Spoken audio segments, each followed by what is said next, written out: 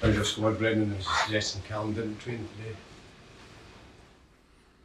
Yeah, there's a few players that we need to keep an eye on over the next couple of days. So yeah, Callum come off at half time during the week. Felt his Achilles a little bit and his calf. And I know speaking to him at this time of the year, he does normally feel a little bit because he obviously plays so much. And so we just have to assess that and see where he's at over the next 24 hours. So it'll be a late call in for today? Yeah. Okay. Otherwise, pretty much the same. Guys are in good health and good spirits. So yeah, ready for the weekend. yeah, just on that, in terms of spirits, must be in a good place after the other night. Yeah, it was a high level of performance.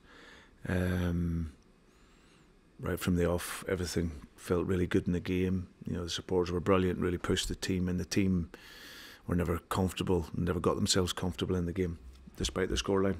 You know, pushing and intense, fast, dynamic, and quality in our goals, and that's the level of performance that we want. And I've always felt that our biggest enemy this season is ourselves. If we perform to the level that we can do on a consistent basis, then we're a very good team. It's that consistency now of taking that performance into our next game. When Callum aside in terms of whether it's available or not, but you've got players coming back, Callum coming back as well, in top gear. Timing is important now as well with that. Yeah, no, absolutely. And I think now when you arrive at 10 games to go, that's when the fun begins. That's when you're into the business side, and that's what I'm really looking forward to. We've obviously got and had inconsistencies up until this point, but we're still very much there, still very much in our hands what it is we want to do. So to have these players coming back is great, and it's, as you say, it's really good timing. A significant win at Hearts last time. We need a similar performance. Yeah, it's always a difficult place to go. We played really well, scored really good goals.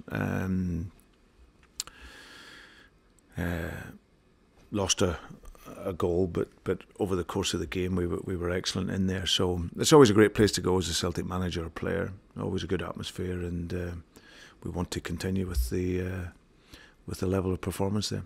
I mean, if it's obviously an all-round good team, but with Shankland getting over 50% of their goals, it'd be key to keep him quiet. Yeah, I'd really enjoy watching him because when I was here the first time, he was a player that was on the radar. I'd heard people speak about, and any time I seen him in clips, you could see he was a goal scorer.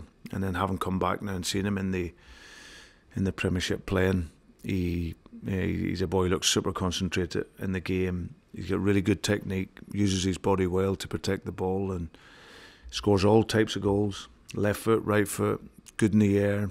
So he's a very, very good player, and like you say, one that we have to manage well. When you see you on the radar, Brendan, were you thinking of maybe making a move? No. Oh, no, not like that. Can I ask you a question about Yang in terms of how impressed you've been with the way he's taken his opportunity? Well, it's consistency now. I think what was really, really good, I said after the game, was that he played against Owen Beck earlier on the season, and Owen played him really well, and he didn't have so much joy. But I think you can see his progression over 6-7 months, his development, and of course some players hit the ground running, some it takes a little bit of time, especially at a big club like this here. But he showed up really well the other night, was really strong, good in the 1v1s, linked up well with the fullback and the midfield player on his side, and ran himself into the ground on a pressing aspect.